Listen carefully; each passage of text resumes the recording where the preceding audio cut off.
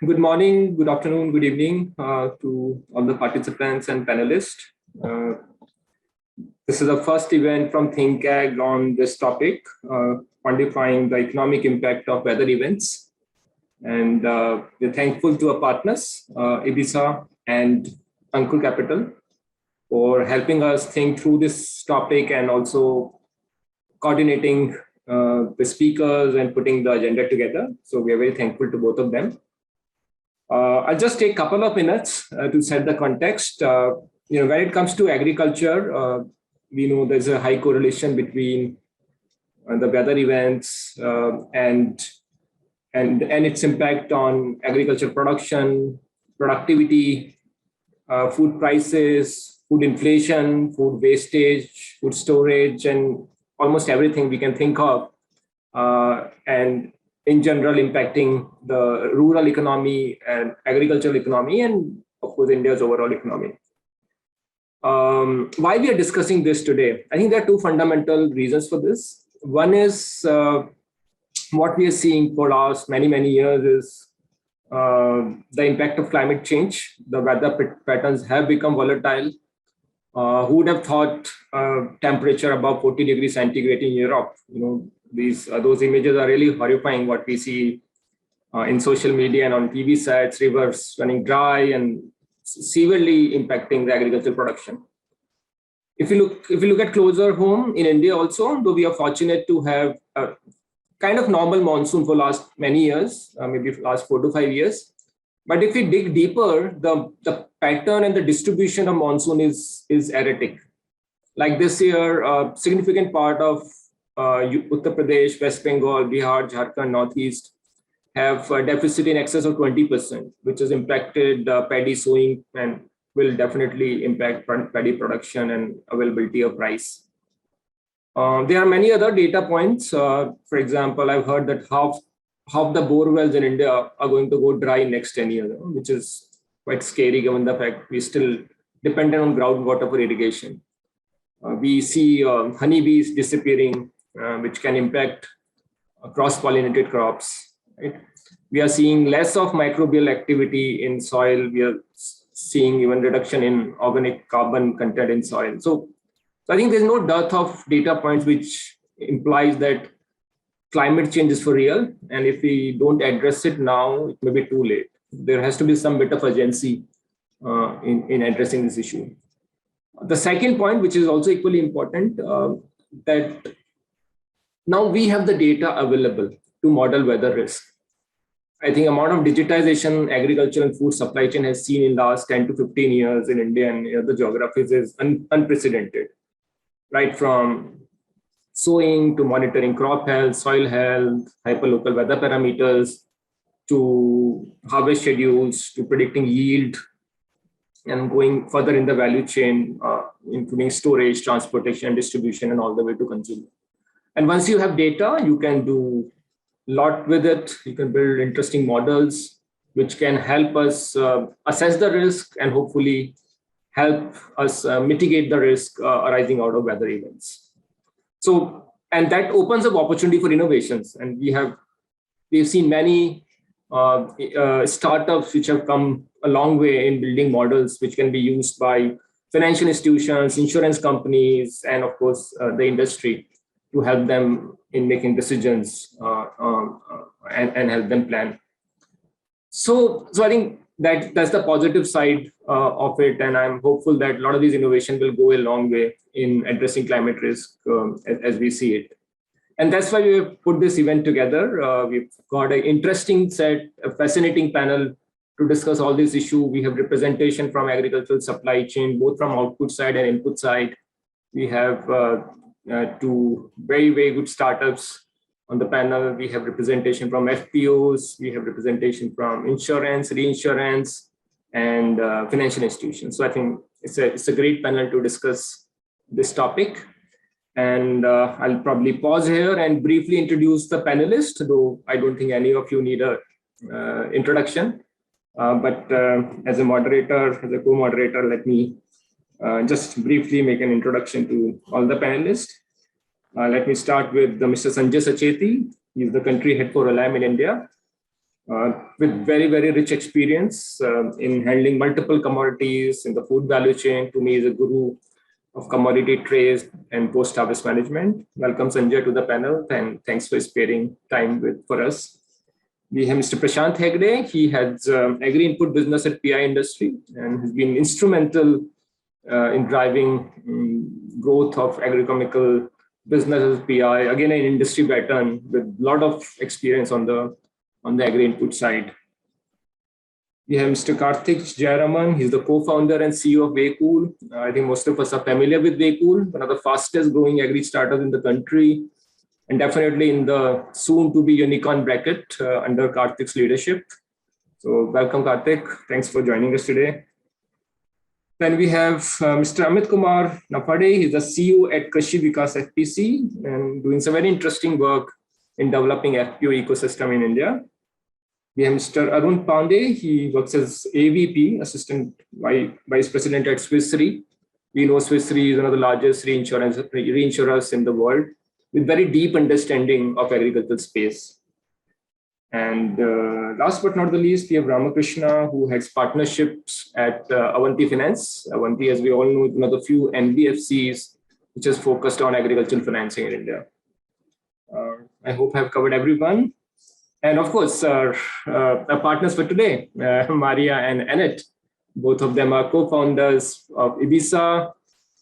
I've been lucky to mentor them for the last couple of years. They're based out of Luxembourg, but they're doing work across geographies, continents, and regions. An extremely passionate and talented team with a very, very deep understanding of data analytics, parametric insurance, and weather risk modeling. So with that, I'll hand it over to Maria for her presentations and opening remark.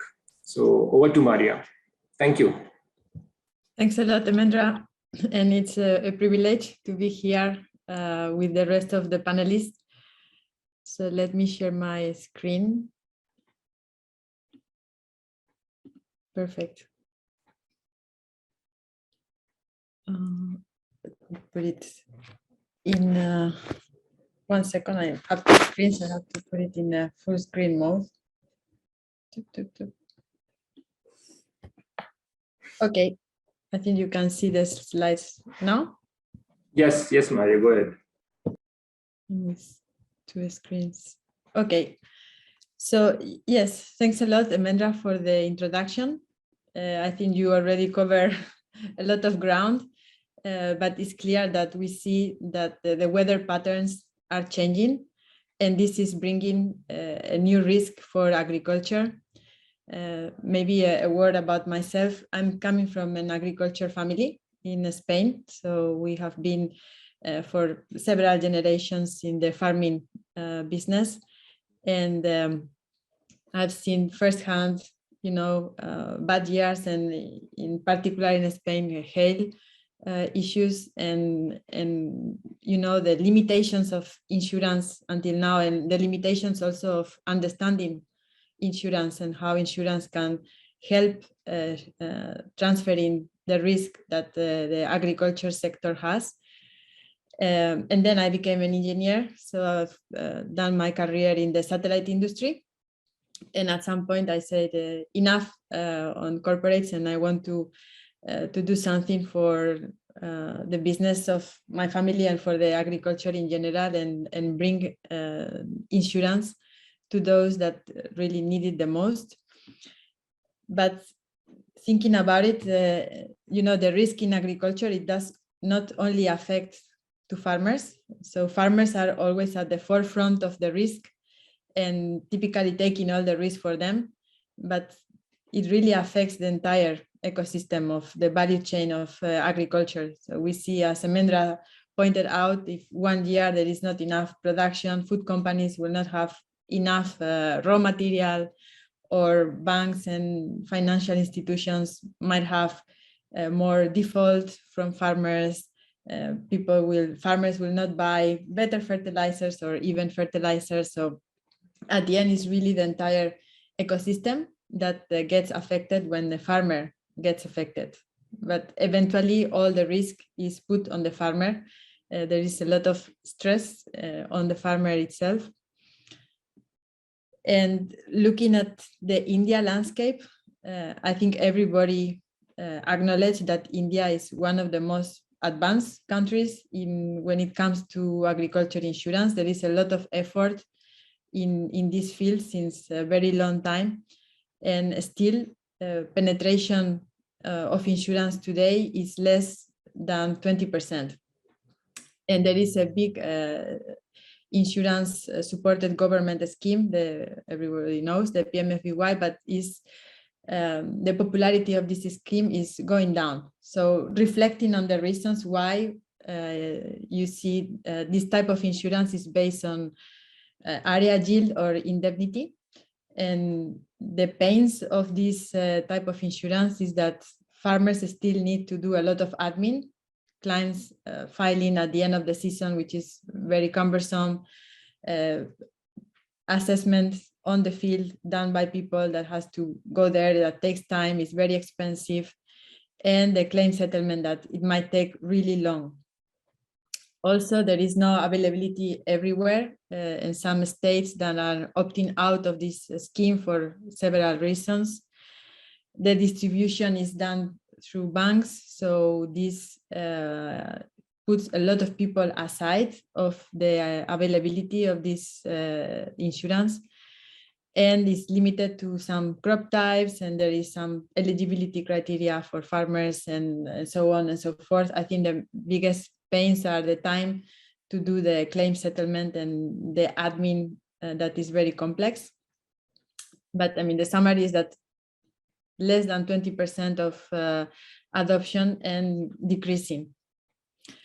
So what we are doing at Ibiza is not the indemnity-based traditional type of insurance, but we are using the new technologies, the satellite data that is not that new, but I think now is at maturity level that is really ready to be used and insurance at a very good level.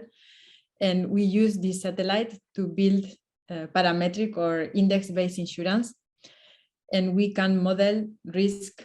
For example, you see some examples here: excess rain, excess wind, lack of rainfall, cyclones, or extreme temperature.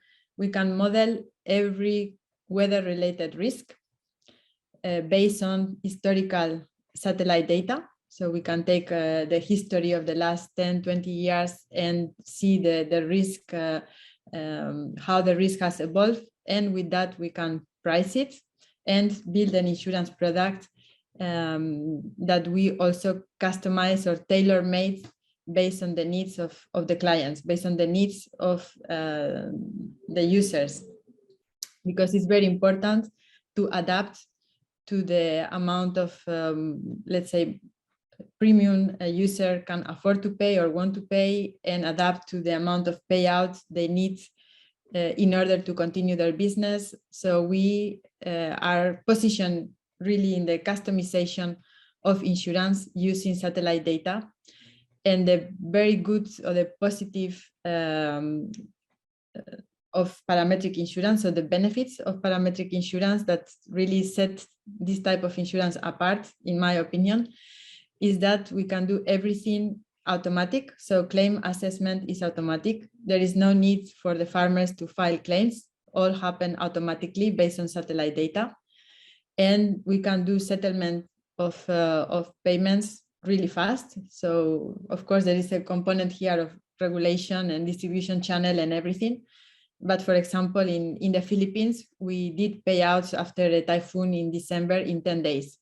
So 10 days after the event, we were, the cooperatives in this case, had the money in their bank accounts.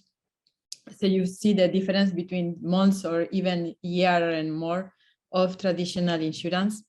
Then it's also very transparent because we have data. The data comes from satellites. These satellites are from national agencies or other like ISRO or NASA or ESA. So we use this satellite data to define, as Amanda said, to analyze this data, define the risk models, price the risk, and we pre-establish the thresholds of payment in advance. So for example, when we sell these products, we can in advance tell, okay, if the rain level surpassed or did not reach a level, then it's you will get a payout. So it's really transparent and is fixed upfront. So we try to make it very simple for the users, that they really know what they buy, and it's very straightforward. We don't make a complex product, because if the people don't understand the product, then the expectations are difficult to meet. So we really want to meet and exceed the expectations. And then also with technology, we can make integration with distribution channels. And as I say, we always do customized solutions. So a bit more technical, we are a team of 14 people right now, so, and growing. So still a startup, but the scale up. And we have knowledge in the entire end-to-end value chain of insurance, from the satellite data analysis and to the more insurance, core insurance part, to the modeling, but also on the software. So we can do end-to-end solutions, including the integration with value chain players and insurers and reinsurers. And today we are present in multiple countries. So I'm missing one. So we are in Philippines, is the biggest market we have right now. India, the second. We have New Zealand, Senegal. We are starting in Ghana, and we have also Guatemala and some countries in Europe. We are based out of Luxembourg, but we have now a subsidiary with an office in Bangalore. And yeah, as I say, in Philippines, we are scaling our product right now, as well as in Senegal and Guatemala. In India, we are working in multiple states, in the south and in the east. And yes, we see insurance really as a team effort. It's not something that one company can put together for a mass, for volume. And we work with multiple segments to build really joint value propositions around insurance.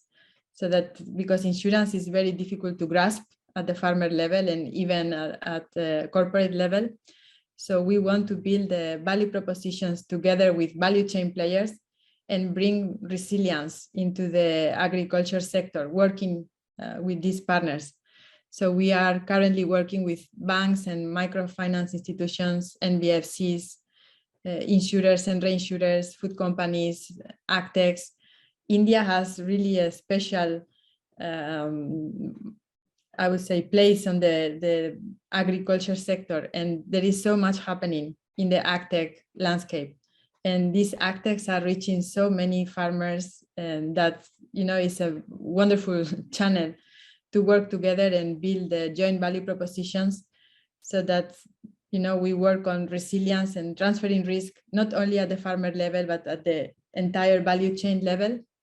And we can build these tailor-made solutions that make a bit everybody more resilient against climate risk. So I will leave it here. I think the last words is really, we are focused on partnerships, and that together we can tackle, all together we can tackle bigger problems than ourselves alone. And that we have the capabilities to really tackle climate on the insurance side, building innovative products and working together to build joint visions and joint value propositions to really tackle these very challenging and difficult markets from, you know, from different angles. So I will leave it here. Don't hesitate to get in touch with us. And I look forward to the discussion, because I'm sure I will learn a ton with all the panelists coming from the different parts of the value chain. Now I need to see how to stop sharing my screen. Oops.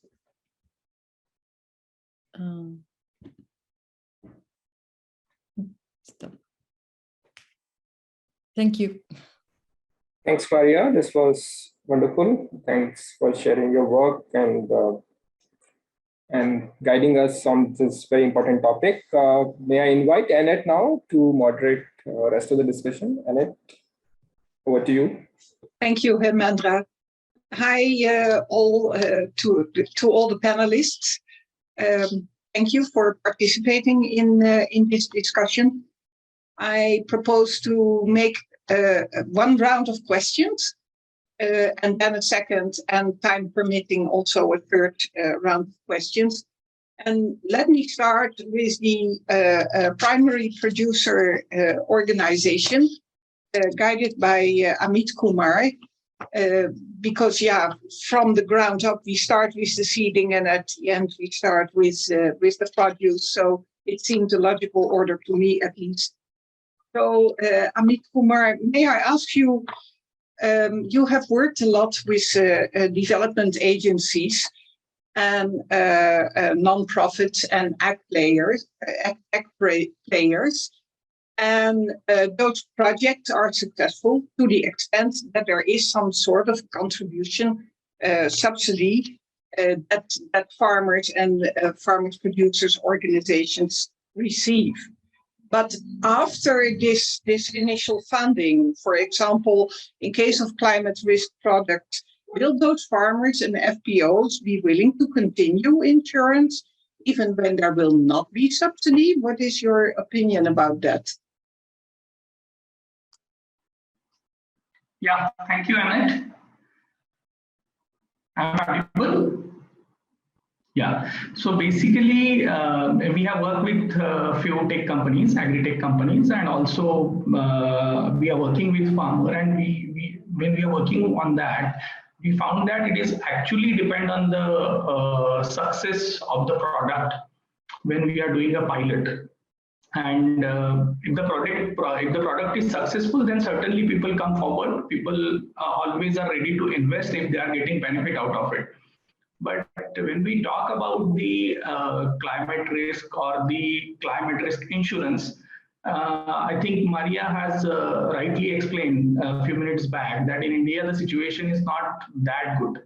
When we see the results, the farmers are not happy. It may be because the product is not much clear to the farmers, or there are some gaps. But the farmers are not having a good clarity on what type of product it is and how they are getting the benefits, when they are getting the benefits. And always there are many complaints from the farmers coming forward that they have actually deposited an amount for getting an insurance, but even after weather incidences, they are not getting a claim. So that is the issue. So I think for sustainability of product, or to run the product successfully after the pilot, we also have to think about the sustainability of the farmers when he is getting an income and he is actually taking all the risk, and sustainability of agri-tech companies as well.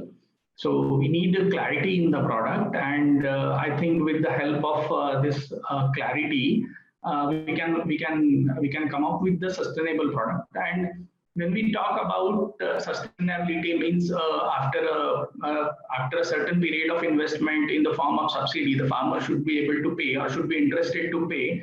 In that case, I think there should be a stage-wise reduction in the subsidy, so that the farmers can adopt the product and he can invest in stages.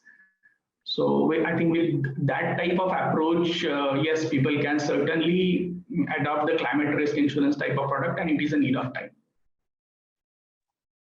Thank you, Amit Kumar. Building forward on that sustainability and sustainable agriculture, Prashant, it is seen as the most important contributor to improve yield. Maybe someone, thank you for switching off your sound. Sustainable agriculture, as Amit Kumar said, is seen as the most important contributor to improve the yield and the revenue. But yeah, agriculture is so vulnerable to weather risks. Did you see any role for technology here yet? And what do you think from your viewpoint as input provider? might be the solutions and constraints? Thanks, Lynette. I hope I'm audible clearly. Thanks again to Hemendra and Amit Kumar for setting it up very nicely. So we all know agriculture is extremely vulnerable to climate change. And so if we had to talk specifically about India, so India is the world's 5th most climate vulnerable country, and more than 70% of Indian districts are exposed to extreme climate events, and over 40% have experienced climatic disruptions, such as shift from being flood prone to being drought prone, or vice versa in last 4 or 5 years, if you have to look at it. And as regards to damage, India has suffered the most in absolute value from extreme weather events.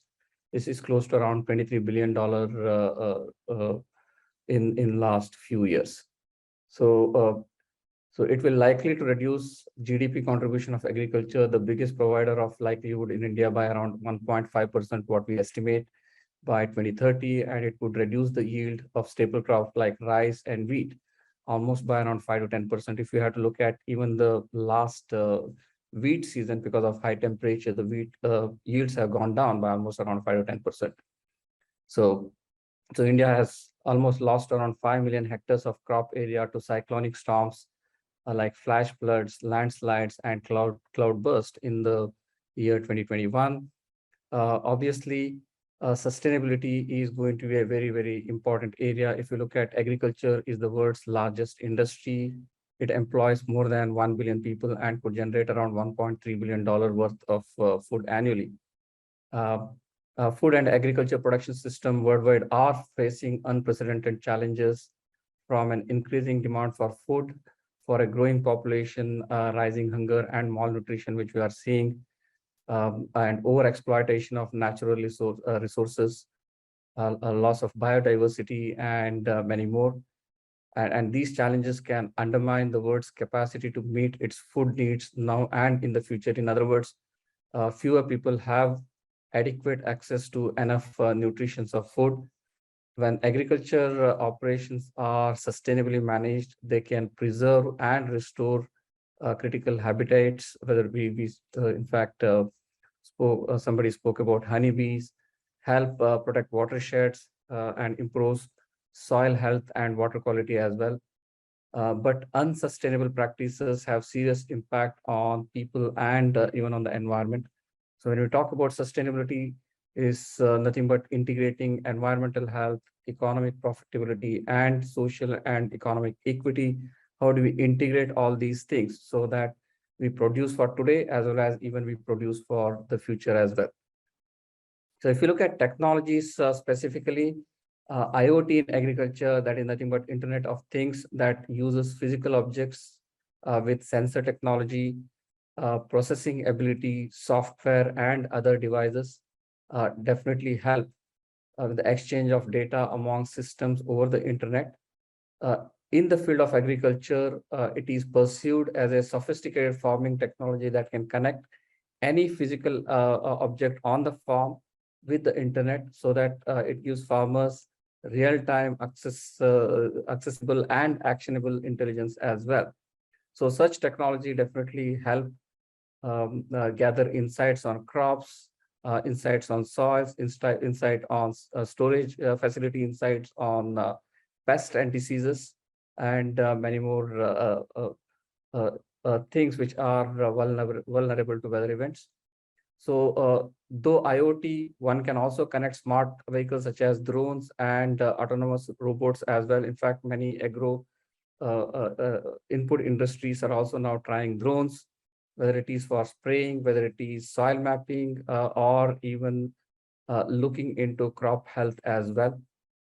So these are new technologies definitely which are available today. Yes, it is still in the initial stage. However, as the technologies evolve, they also will help to predict in terms of what are the, it's not that we'll get 100% solution for everything, but yes, it is a step in the right direction. The other thing which I wanted to highlight is artificial intelligence as well. That too has become an advanced agriculture technology in recent times. And interestingly, artificial intelligence and machine learning technologies are also leading the change in revolutionizing traditional agriculture and facilitating the culture of IoT technology. And alongside, so we also need to look at in terms of biotechnology as well. So whether it is in terms of molecular biology, whether it is genomic assisted breeding technology or a marker assisted breeding technology. So that will definitely help in terms of at least providing some kind of protection, I can say, on the weather related events as well. Yes, as a agri input companies, we are also looking at how do we provide a real-time solutions to the farmer. How do we integrate? One is obviously the chemical control and the biological control. So how do we integrate these two and provide a kind of sustainable solutions to the farmer? That is the direction all the agri input companies which are working today. Thank you, Annette. Thank you, Prashant. For the participants, for the audience, I would like to mention that there will be time to address your questions that I see coming in the chat. At the end of this discussion, we will allow time for that. So be mindful and stay with us until the end to hear your questions answered. Thank you. Ram Krishna, over to you, and building on what Prashant says with respect to loss of production and vulnerability to weather situations. How does that impact your ability as Avanti to provide crop loans to farmers? And are there any regulatory policies in India that are helpful in that respect to help farmers? Sure. Thanks, Anand, and thanks, everyone. Definitely, there is an impact for looking at the adverse weather conditions. When you look at agri-focused loans, seasonality definitely comes into play when you're looking at the spread of demand. And most of the demand for core agri-input linked products will be focused towards the start of the season. Talking about the regulatory aspect, one is that the RBI guidelines which are there for priority sector lending, they have enabled banks to focus on providing agri-focused capital to MFIs to meet their PSL targets. And this might be in form of a term loan or in a business correspondent model or through a securitization or a DA kind of a structure. But we need to acknowledge that the loans which are falling under microfinance category might not be given as agri loans, but are categorized as such if the end purpose is related to agriculture or is given to an agri household. So although the loans are not linked to the crop cycle, they end up being used for that purpose. From a product perspective, the new guidelines which were given by the RBI on 14th of March 2022, they have definitely opened up the market and the ability of the sector to offer more flexible products. Because we look at the earlier guideline, there was a cap in the tenure such that if the ticket size is more than 30,000 rupees, then the tenure should not be less than 24 months. Now, this is a clear mismatch in terms of offering a loan product which is linked to a crop loan cycle of 6 months. Same way, there was a cap in terms of the maximum ticket size for a first cycle loan to any microfinance borrower. Now, if you want to link the scale of finance to the acreage of a particular crop, you're bound by the RBI guidelines and could not link to these segments. Now, Avanti, being an NBFC, was able to provide this flexibility in the loan products because you're not just MFI, you're also an NBFC. And hence, we had a 60% of the portfolio in agri and agri-related activity.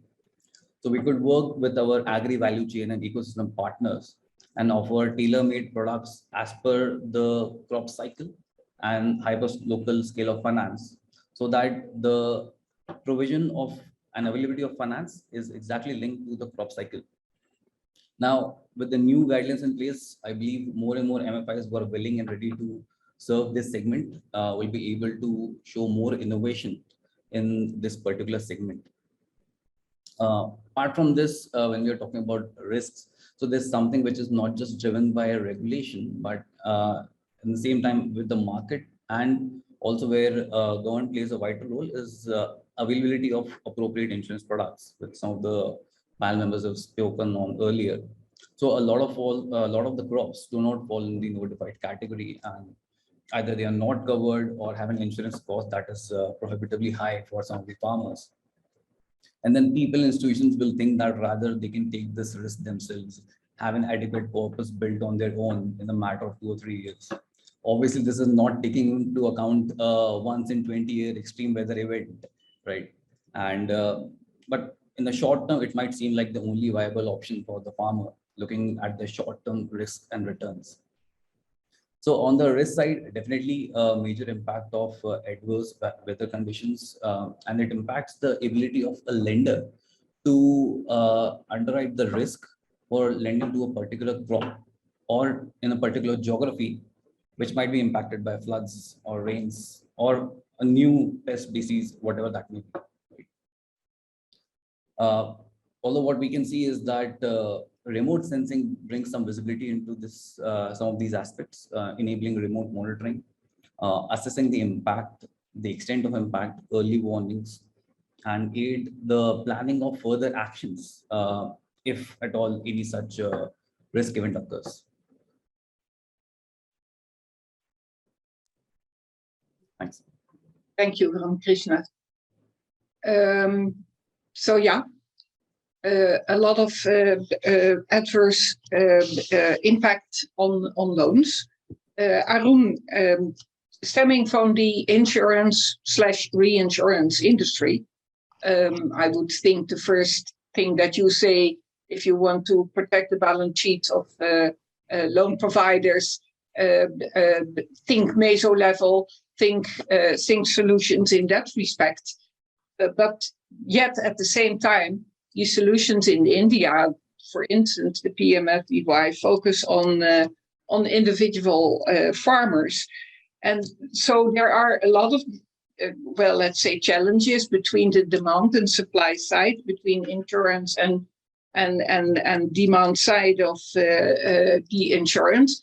How do you see this challenge? Are there new models to expect that maybe further solve this issue?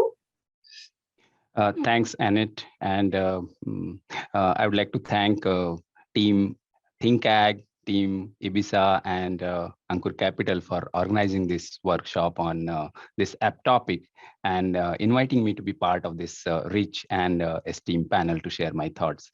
To comment on your question, and to also respond to Maria about, as he mentioned in her presentation, that lots of insurers and lots of states are pulling out of scheme. That's true. This was the trend roughly till recently. In fact, when scheme started, when PMFBY started, most of the state governments were on board except for Punjab.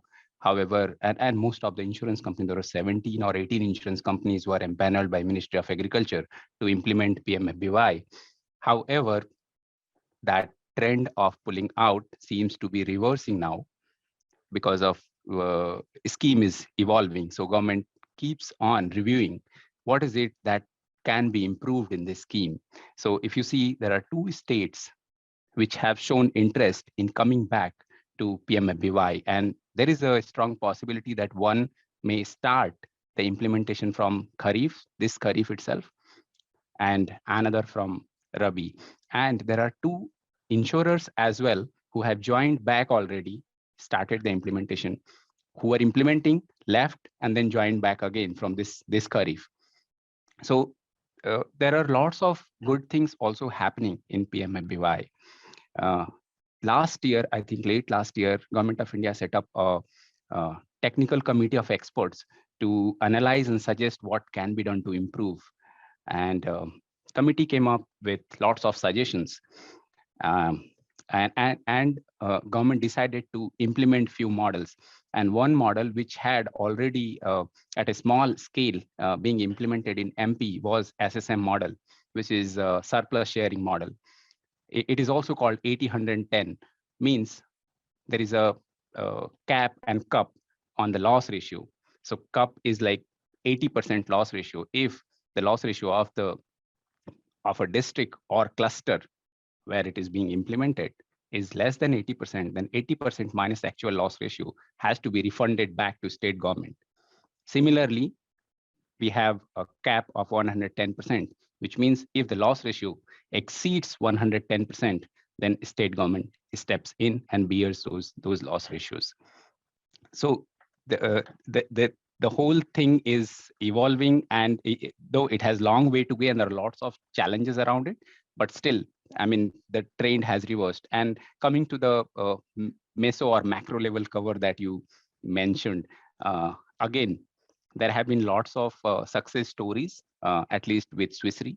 So we have been recently implementing lots of macro cover supporting state governments.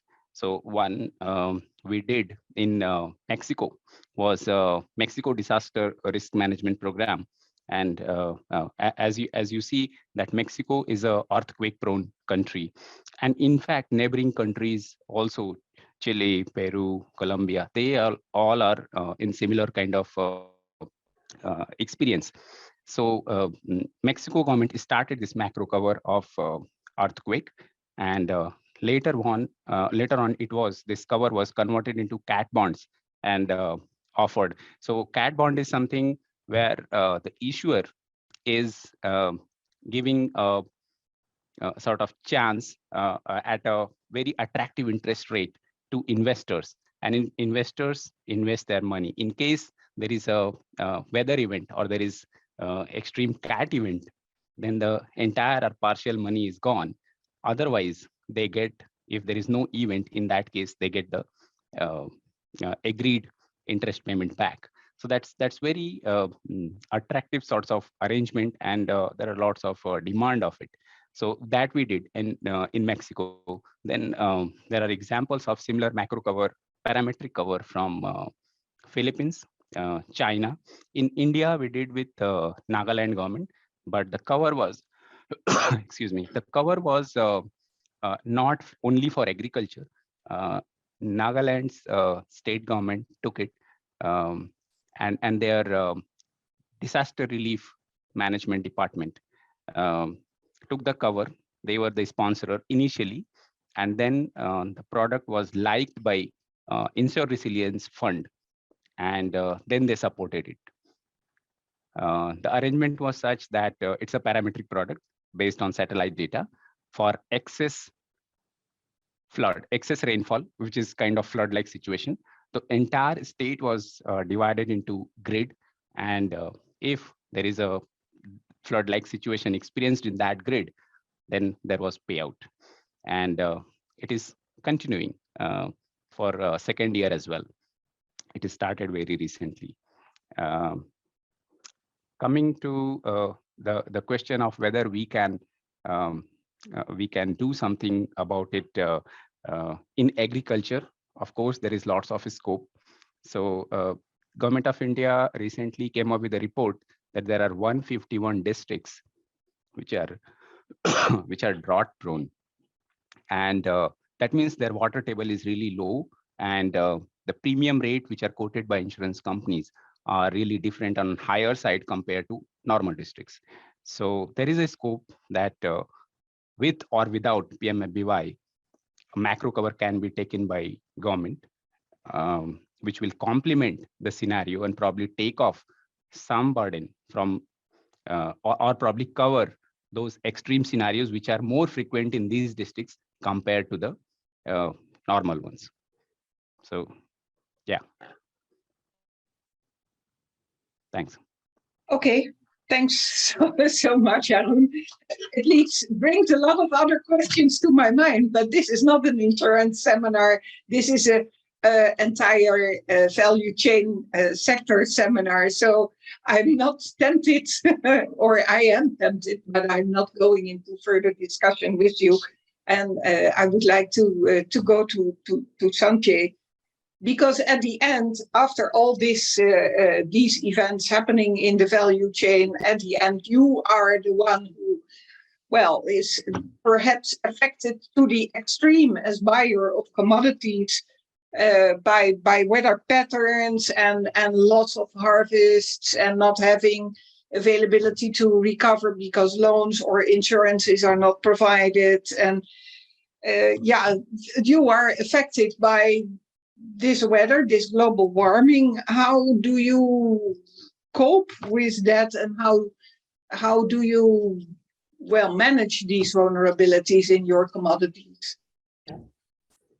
Yeah, thank you, Annette, for that question. And I think this seminar couldn't have come at a better time when we look at what has happened in the last 6-7 months in India, the extreme heat wave in March, and then the spatial distribution of monsoon being very erratic this time. We are right in the midst of, major impact being felt from these climate events. So I think I must compliment ThinkAg Visa for coming up with this seminar. Very apt and very pertinent given the times in which we are. Specifically to your question, our business is all about stakeholder partnerships, because we partner with farmers, with the trading community, with service providers, with finance companies, insurance, logistics service providers, and ultimately the consumer. So, when you really talk about risk, my personal opinion, the people who are worst affected are at the extreme end of the value chains, the farmers and the consumers. Farmers, loss of livelihood. Consumers, there is financial stress, there is inflationary impact, which is there. Other parts are also adversely impacted, but there are risk mitigants there. Most businesses are able to, in some ways or the other, mitigate the risk, but everybody is covered. In our case, specifically, since you asked about how a company like us manages risk here, the risk which we are exposed to is of price volatility and availability of material. So we have obligations, we have commitments in the market, and we ought to supply, make available commodities to our stakeholders in the next link in the value chain. And that's where we are impacted. And second part is obviously the price volatility, which weather events cause in the commodity markets. Now, there are various mitigants there. As far as we are concerned, being a global organization with access to multiple geographical areas, multiple crops which are happening all across the world, we are able to spread that risk, and that's the best which we can do. Doesn't mean that we are able to mitigate this risk fully, but yes, this is the best which we can do in the circumstances. We try and spread ourselves across all the growing areas in the world. We try and deal in all varieties of a crop. Let's say rice, probably we would be dealing in about 100 different varieties of rice. India itself has multiple varieties of rice, and not to talk about so many varieties which are grown elsewhere. So just to give you that example, we would be spread ourselves across these areas, and seldom do risk hit all the same climate risk would hit the same geographical areas, all the geographical areas rather, and all the varieties of rice. We also, have partnerships at various levels. We try and build resilience in the supply chain. So resilience is either at the farmer level or at the trade level, or having arrangements for logistics, which is a very important piece for us. So how do we have a logistical arrangement which would be able to take in its stride all these volatilities in terms of availability of volumes and delays which happen due to weather events, the timing mismatches which happen because of these events. So we try and do that. On the other side, the other part is how do we take care of the market risk because of the price volatility? And there we use various mechanisms. Either these are natural hedges which we bring about in our trade structures. We use derivatives. We have contracts across again various geographies and with various kinds of customers, having flexible contracts, flexible pricing contracts. So first is contracts which are not priced, and then the other ones are contracts which are flexibly priced with reference to derivatives or some index somewhere. This allows us to manage price volatility to a large extent, and that is how we are able to overcome this. It is complex. It is not always easy, and we do grapple with earnings volatility and the financial impact which it brings about. But then this is an expertise which we have developed over a long period of time, and that's how it works. So spreading risk and managing the financial risk, these are the two parts which are very important for us. Thank you, Sanjay. This is highly informative, and it brings me automatically actually to Kartik. Kartik, as you are a full stack agri-commerce platform, what is your role in this managing the partners in the value chain with respect to this price volatility, the financial impact, and all the other things that Sanjay mentioned? Could you elaborate a bit on that? How do you complement these services? Sure, Anna, thank you. I think what we are building is essentially a pipe. The pipe connects the primary producers or the growers to as close to the retailer as possible. That's really what we're building. And the pipe transmits three flows: material, information, and money. Our objective is now to make sure that we're able to move as much of these three as possible in both directions, with the objective of eventually moving the supply chain from a supply-led supply chain to a demand-led supply chain. One of the biggest challenges that we face is, that production is not directly correlated to demand, but production is correlated to tradition, production is correlated to beliefs, production is correlated to what the neighbor is doing, and so on, and which results in volatility.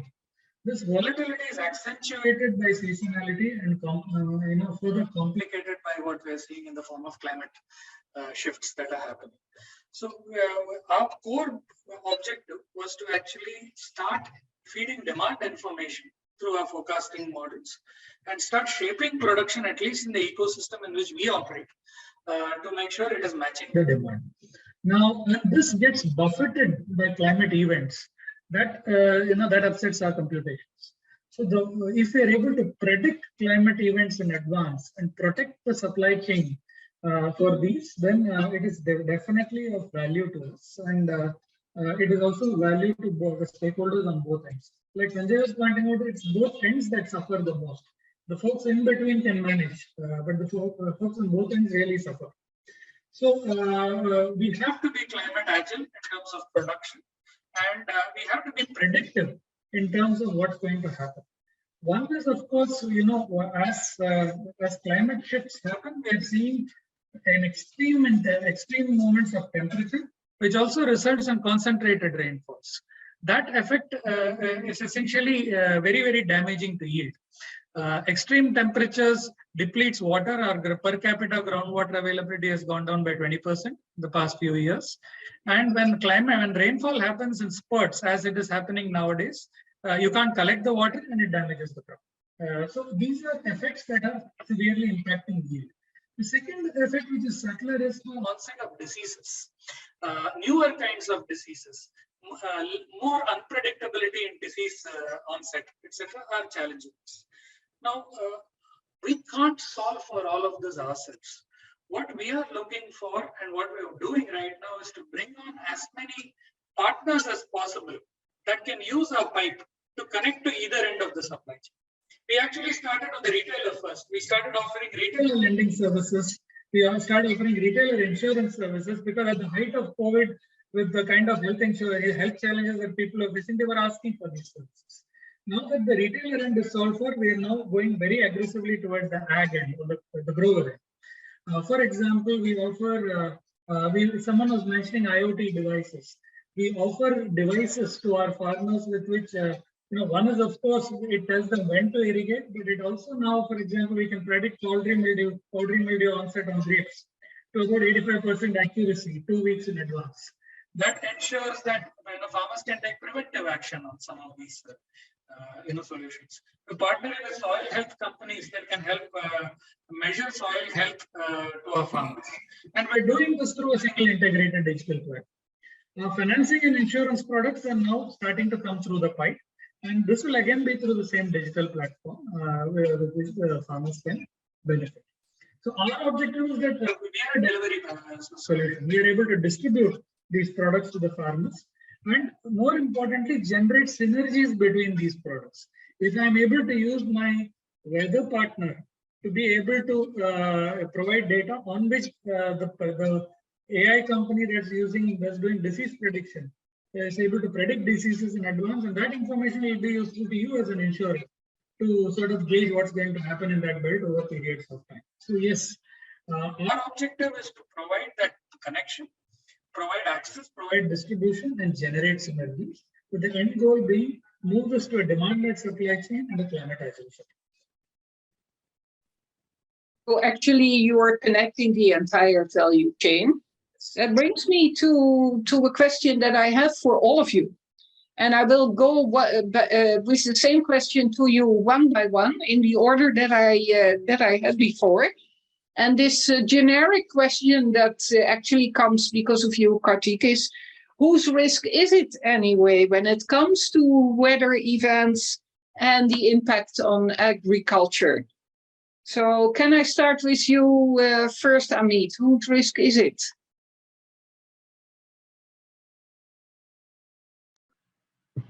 Yeah. So I think when we talk about the risk, I think everyone in the chain is taking the risk. But at the end of the day, it's farmer who is taking all the risk because he is producing all his grain under the open sky. So means whatever the technology is coming to the ground on the farm, and all the technologies companies, we have seen that they have invested a lot of money into the technology, bringing the technology on the farm gate, and they have also taken a risk. But their risk is, I think, whatever the money they have invested.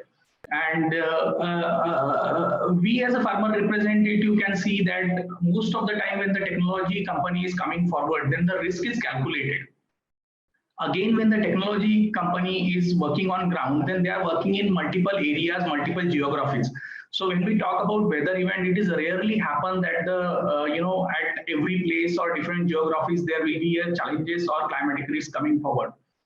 But when we talk about the farmers, then the farmer is having only one piece of land or two pieces of land in the same geography. And when it is coming to the weather risk, then the farmer is taking all the risk. I personally believe, and what we understand, it is rarely happen the things like a COVID, when a life insurance companies, across the world was facing the difficulties. But as far as the weather event, we see that if some part of India is, facing a flood, then other part of India might be getting a good rainfall, and the crop situation is very good. And the third part of India might be, facing a rain-fed situation, or rainfall is very less. So that type of situation is there. So I personally believe, and we believe that when it is coming to taking a risk, climatic risk, then everyone in the value chain investing in the products or involved in the value chain, though it is a buyer, it is a seller, it is a tech company, they all are taking a risk because they have invested the amount, but most of the risk is taken by the farmer. Do you agree, Tasha?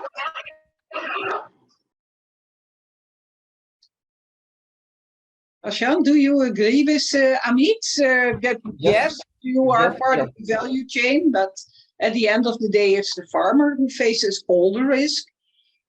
Yes. Could you do something to mitigate that, or do you have another opinion?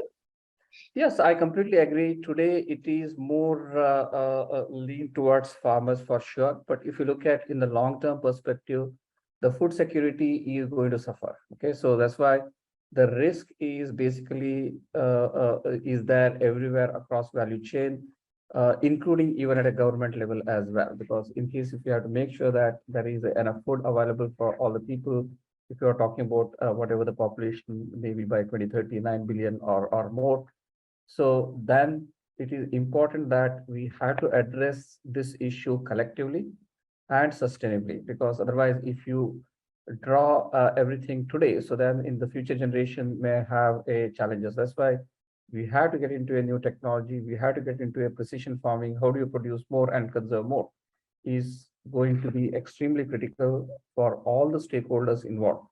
Yes, today farmer, it is his income is at stake, his earning is at stake. So that is why obviously there is more pain there. But having said that, there is definitely the stake is across entire value chain. That is how I can put it. And Ramkrishna, what is your opinion? The vulnerability also falls back on your shoulders as Avanti, providing the loans. If farmers are not able to repay, how could you be able to mitigate it? Who is bearing the risk at the end of the day?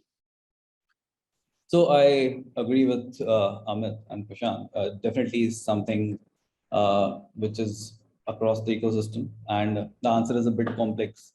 As Bob Dylan would say, the answer, my friend, is blowing in the wind on who should bear the risk, because for the farmer who invests their capital, labor, time, the liability of loan repayment, and is dependent on agriculture as a primary source of livelihood for the family.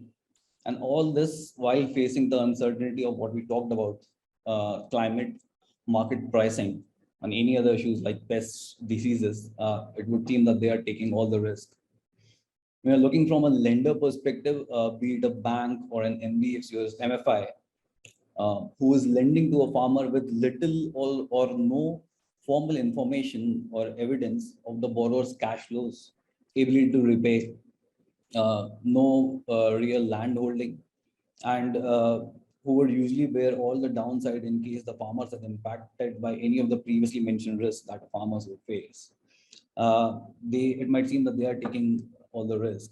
The lending capability, the risk underwriting, everything would be impacted for the organization.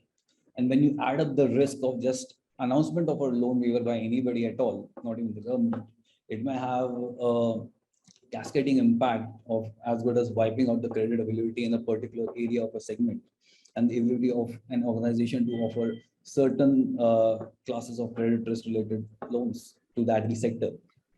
The RBI discussion paper, which was released recently last month, it also talked about the climate risk and sustainable finance for REs and what they need to do to take into account all the classic credit, market, liquidity, and operational risks as a part of their policy and risk assessment to identify, assess, monitor, manage, and mitigate. For an entity like Avanti, what we like to do is have a greater insight in terms of what kind of crops are being financed, working more closely with the agri value chain and agri ecosystem partners, so that we have a better idea and are able to facilitate credit to the farmers in a seamless and a better manner, and have a regular monitoring of the status of crops and assess if there is any early impact. For an insurer like you, and I'm sure Annette and Maria would agree, that it's a race against predicting extreme weather events due to climate change, versus at the same time providing affordability to the farmer who would want to avail insurance and mitigate this risk. So in a way, it is shared, but at the same time, it is owned separately. So in legal speak, as one would say, that we all are jointly and severally responsible for managing this risk, because if this occurs, then we all suffer equally. Yeah, indeed. If this occurs, we all suffer because of food security being jeopardized. Arun, being the reinsurer, you are always, apart from the government, the payer of last resort. How do you see this when it comes to weather events and the impact on agriculture? Yeah, I think I echo with my fellow panelists. It is a risk of everyone. It is a risk of every responsible person and responsible organization. And probably preventive measures would be more effective than reactive here. It is, when I say it is of everyone, no matter how many examples we quote, how many facts we bring out, the thing is not going to change unless there is a change in behavior. It's a risk of insurer and reinsurer. So there is a prediction somewhere I read that if the same behavior continues, then by 2030, the average temperature is going to rise by 3.3 to somewhere 4.8 degrees Celsius compared to pre-industrial level. And if it continues till 2080, then the same temperature will be somewhere 5 degrees Celsius or so. Now, if that happens, then uncertainties will be really, really difficult to predict. There will be so much uncertainty in the weather, the sea level rise, the water level, water table depleting, flood, occurrence of frequency and severity of flood, drought. All this will be very difficult to adequately measure, monitor, and rather control or cover. So as Ramakrishna says, the insurability and affordability, both will be a challenge. Even if by advent of some technology, insurers and reinsurers are able to offer product to cover such risk, it won't be affordable for sure. If we look at from the government's perspective, take the example of Ministry of Agriculture, Government of India, they are heavily invested. They understand and probably appreciate the whole risk that is coming or emanating from this phenomena of climate change. And if you see, they are giving subsidy of somewhere $2 billion every year and equally contributed by state governments. They have a dedicated joint secretary working in mission mode, lots of manpower, big team with them, then heavy investing in infrastructure, IT infrastructure. So all this just indicates the seriousness of the parties involved in it. The farmer is always there. The land holding is getting smaller every year because family is growing and there is a partition, and it used to be 1.8 hectare per farmer somewhere 2-3 years back. Now I think it would have come down to 1.5 or even lesser. So farmer is more vulnerable if there is no side income to him or her.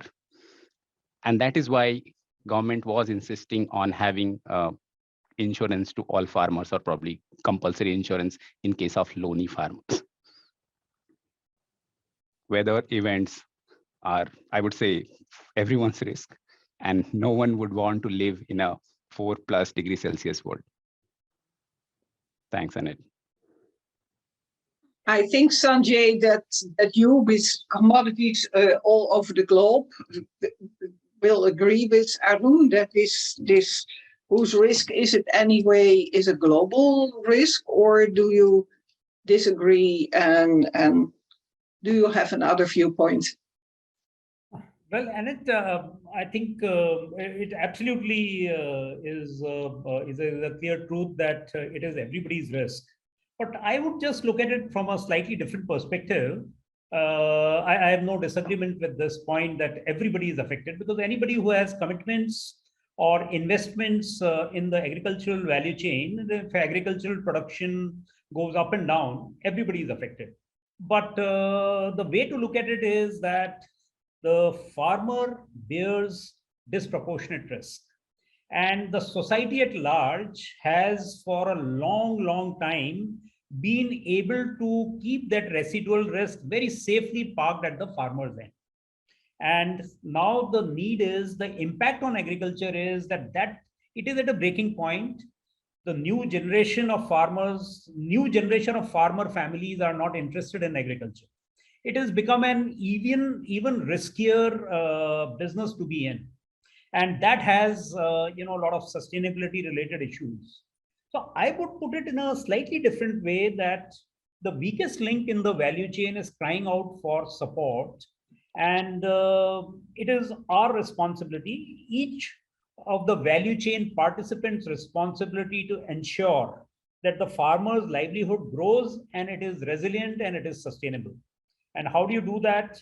Companies like us have to link up with the farms better, provide extension services, ensure that farming is more resilient. Wherever we have touch points, farming is more resilient. Input company has to invest disproportionately in innovation to ensure that their offerings are climate smart, climate resilient. Similarly, if you look at the banking sector is to come up with better data analytics to be able to more confidently lend to the farming system. The insurance offerings have to be much better. Today, Arun talked about how they are incrementally doing those improvements in the PM FDY scheme. It's actually been a huge disappointment. And the insurance companies, the government, they have to come up with a stronger framework to ensure that farmers' risk is mitigated. It is a responsibility which is on the shoulders of the government and the insurance companies. They have to come up with a relevant product. So, and I can go on for other value chain participants. But the issue is that this is just not sustainable. The way we have transferred the risk to the weakest link in the value chain, in the agricultural value chain, and everybody else is able to diversify or transfer their risk or mitigate their risk through some mechanism or the other. This is not sustainable at all. It is a socio-political issue. And two, as farmers become more and more educated, more and more exposed, they would say, why be in agriculture? So I think it is a sustainability issue from that point of view. And each and every value chain participant has to think, how do they make the entire value chain more resilient? And that starts from the farm. Pratik, do you agree, being the enabler in the entire value chain, could you play a role in, well, the impact on agriculture of weather events and whose risk to address? Yes, Annette, I think firstly I echo the panelists' views on this. I think in the long term, the risk is civilizational. We forget that the Arabian Peninsula was a forest when humanity moved out of Africa. We forget that Egypt was densely green just 8,000 years ago. We forget why Angkor was abandoned and why the Mayan cities in South America were abandoned. So the fact is it's civilization. However, what happens is a cycle of socioeconomic unrest that creates these movements, and that's a very punishing process for any civilization to go through. In the long term, the consumers are obviously at risk. In the medium term, the intermediaries will be at risk, but those who buckle first will be the farmers. And when the farmers, and this is also both because they aren't able to withstand the impact. The severity that they face is much higher than the severity that people ahead in the supply chain face. But it doesn't end there, right? The farmers, especially in an agrarian economy like India, when they buckle, they have political leverage which they will use, and that will cause big societal shifts, and that will create a vicious cycle that will ultimately result in civilizational risk. This is the reality. Now, the response to this is, I think it is not redistribution of risk. I also 100% agree with Sanjay that, it's a serious question as to whether all of us are subsidizing the farmer or whether the farmer is subsidizing all of us. I think we have to re-examine the numbers on that to push aside the typical beliefs or shibboleths that exist. But having said that, I think before we think about risk redistribution, we need to think about deflation of risk along the value chain, and that's where we believe we can play a role. We've now had farmers working with us for 6 years, and I asked them during our growers meet, why did you work with us? They said, I get predictability. I get predictability of volumes and predictability of price, and I'm able to plan my crop accordingly. And therefore, we prefer to work with you. So we've removed an element of risk and given them income predictability, which has stood in good stead for 6 years. And now we're trying to bring the next level of predictability. We're trying to bring predictability in terms of weather, in terms of diseases, etc., etc. So if there are methods, what technology can be used for is to deflate the risks, the non-climate risks that exist already, so that whatever is left is closer and closer to climate risk. Now you notice in the Q&A box that somebody had asked a question saying there are so many factors that affect. How do you actually know which factor is affecting the crop loss? We had to identify the factors that are isolatable and identifiable and start deflating the risks on those. And that's our role to play. By operating a direct supply chain, that's really the value that we bring to the table. And that's how we will approach this problem. Thanks, Karthik. This focus on technology and predictability, Amit Kumar, does that bring a bell and relates to you in well, the way you work with your farmers in the farmer producer organizations? What do you think that technology might improve in terms of the approach towards building relevant solutions for farmers? Yeah, we believe that technology companies are actually, contributing a lot and trying to bring a solution. And I think in many cases we have a good solutions now. When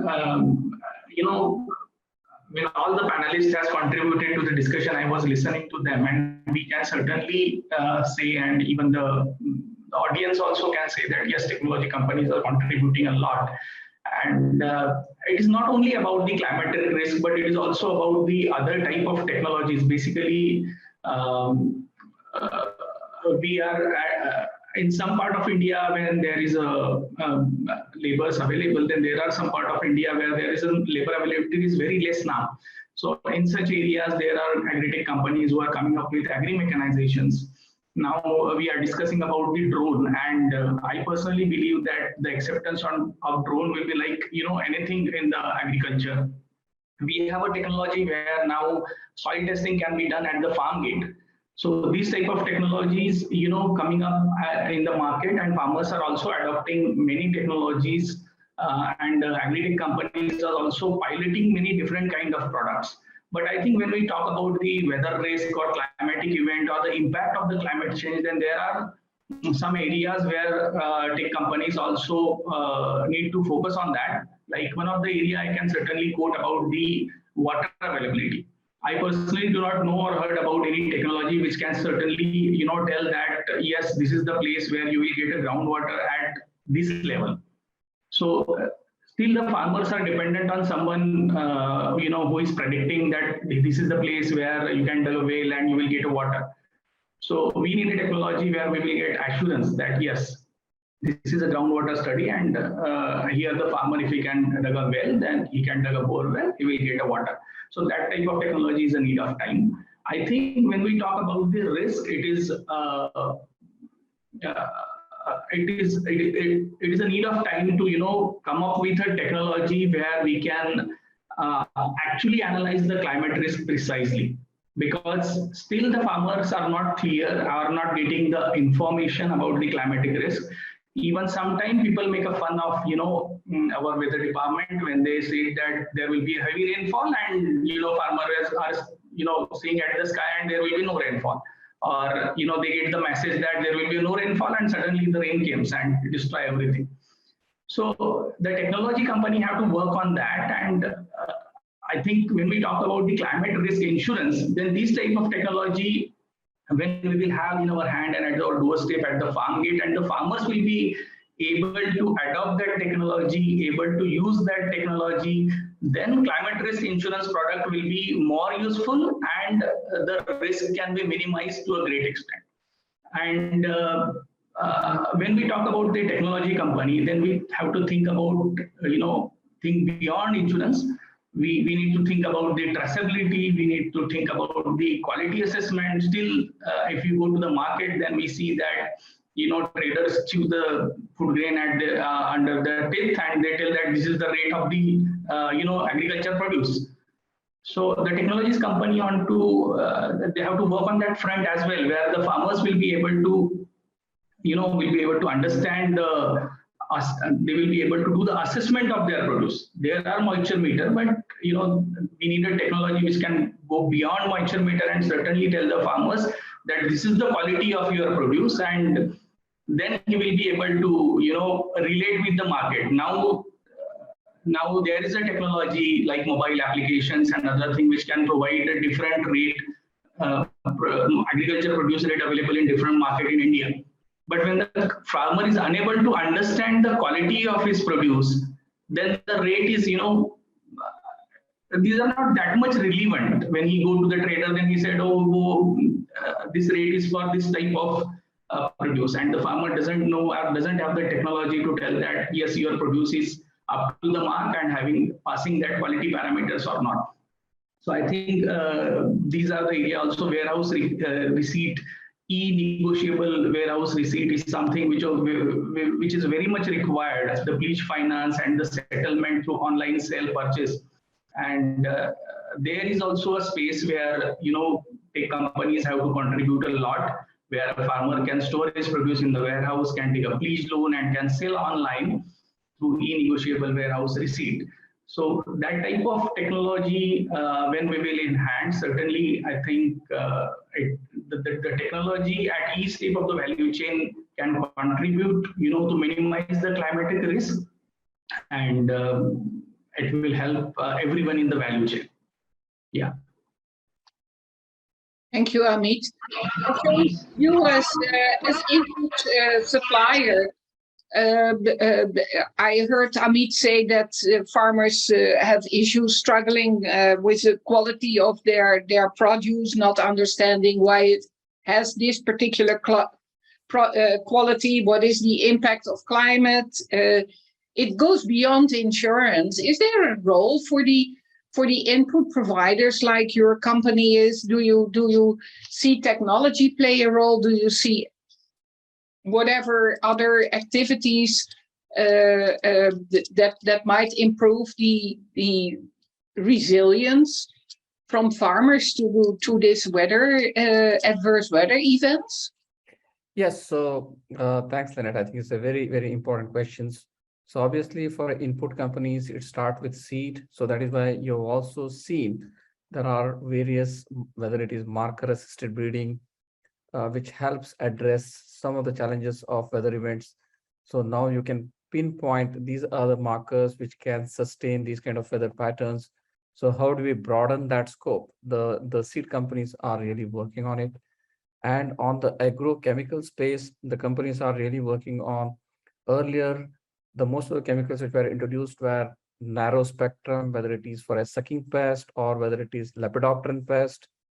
Now the new chemistries which are coming are more greener, one that is basically more safer. And also earlier in case, for example, the overall chemical exposure on the crop was also high. Now it is getting reduced. Earlier, say 2 liters of chemical sprayed on 1 hectare of land. Nowadays, the chemicals which are coming are 50 ml or 60 ml, which can cover, or 100 ml can cover 1 hectare. And they also come with a more broader spectrum. So earlier you had to go for a 1 sucking pest or a lepidopteran pest. Now the new chemistries which are giving a coverage for more broader, both sucking pest as well as lepidopteran pest. There are various mixture combinations which are also the companies are working. Then there is an integrated approach, which how do we bring a biological and the chemical so that the one, it is less harm to overall environment and at the same time give a long lasting control. So these are few efforts which are which the companies are working on. Also, how do we provide an integrated approach to the farmer from, in case if you are talking about crop protection, so from beginning till end. So what are the various methods which the farmers can adopt? Also, how do we improve a nutrient use efficiency? How do we bring a say, for example, now the rice, in case if I talk direct seeded rice, instead of going for a flooded, so go for a direct seeded rice, it probably consume 1/10 of what the normal rice consumes. so that in a way you save more water. Also, second is these crops are short duration and you can harvest more yield. So one is reduce the crop duration so that the crop is less prone to weather events. Instead of 150, 160 days, even if you are able to condense it to say 140, 150 days, the crop doesn't have to go through that 15, 20 days extra. So all these, so combination of biotech, combination of marker assisted breeding, combination of newer chemistries, all these are work in progress, I can say, especially the input companies are concerned. And plus, we are also looking at, as I said, various IoT devices which are presently available. And so this also will help us to give, or even the farmer as well, access to data analytics and visualization of crop health and weather predictions. So these are also which input companies are also making use of it to provide a better solutions to the farmers. Krisha, will that help you as a loan provider to reduce your exposure, and would you be able to give out loans more easy? So one thing that I mentioned earlier, better visibility. One, in terms of what kind of end use the loan amount is being used for, what specific crops are being grown, understanding the end-to-end process which is being followed by the particular farmers and which is being facilitated by the partner who is into agri value chain or agri ecosystem. That's very important. And as Arun was saying, it doesn't change until we change our practices and habits. And that's also something that we look at. Is the institution or the system that we're working with following sustainable practices which are working towards being resilient to climate change, improving their costs on inputs and sustainably using pesticides, fertilizers, and consciously planning to see that how their crops will be more resilient, right? This would definitely give us a sense of confidence that the channel that we are working in and the partners that are working with and the farmers that we are working with are following more smart techniques to get better outputs, so which is economically better for them. And at the same time, the kind of funding that we are doing would help them increase the output over time, as well as ensure that we would have a better portfolio quality.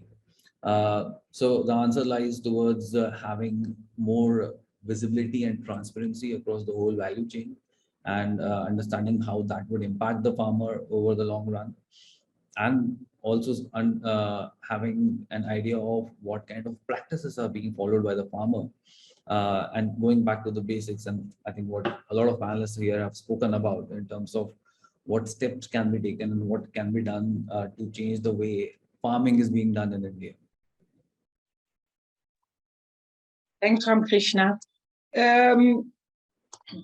Hemendra, can we have a sync up here? I see a lot of questions coming in from the audience with specifics to a number of topics that we discussed. We have half an hour left in our webinar. I don't want to cut it short and not be able to have those questions addressed. So would it be now for you a good time to address the questions of the audience, or do you want to carry further with the discussion with the panel? I think, to be honest, that we have addressed most topics that we wanted to address and have quite a fair overview of the role of technology, whose risk is it, how can we mitigate risks, how can we prevent risks, how can we enhance insurability.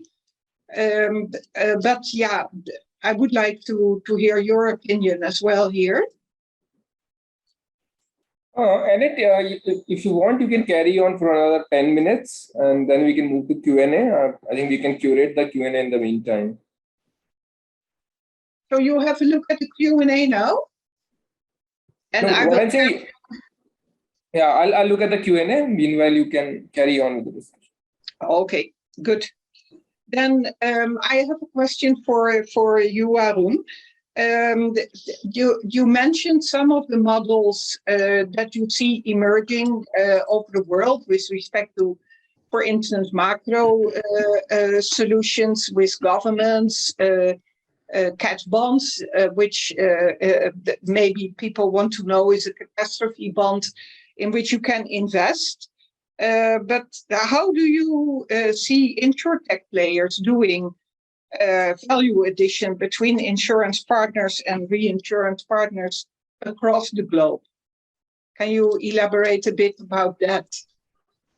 I'll be succinct in the interest of time. One-liner answer would be there is a lot of scope for InsureTech players to work on because challenges are really formidable.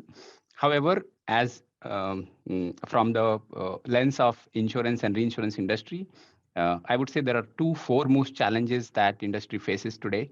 One is related to the loss modeling, how to take the impact of climate change into the loss modeling. And second is how to strengthen the distribution channel and reach out to more and more farmers. If you look at the pricing behavior or pricing practices, it is usually experience-based pricing, which means the historical data is considered for pricing and hardly consideration for the forward-looking basis. That means climate change is something which is upcoming, and during underwriting or pricing, probably the practices or the method or the framework that we have as of now may not capture the risk adequately. So InsureTech can play a huge role here in risk modeling. Then second is how to reach out to more and more farmers. So there are lots of, if I talk about India, lots of InsureTech players who are trying to at least making those efforts. One company I know on top of mind is ICE, which is in satellite manufacturing, and it also does the flood modeling. Second could be Verisk. It is again in risk modeling. Ibiza is doing wonders in product designing and IT services, and I hope their role will grow as time passes. Niruti is working in alternate data generation, and there are a couple more which are working on distribution channel. So yeah, lots of scope for InsureTech as I see, and there are lots of challenges. And if InsureTech players can address them, that would be really great for insurers and reinsurers. Thanks. Thank you, Arun. And Sanjay, what do you see as part of the solution?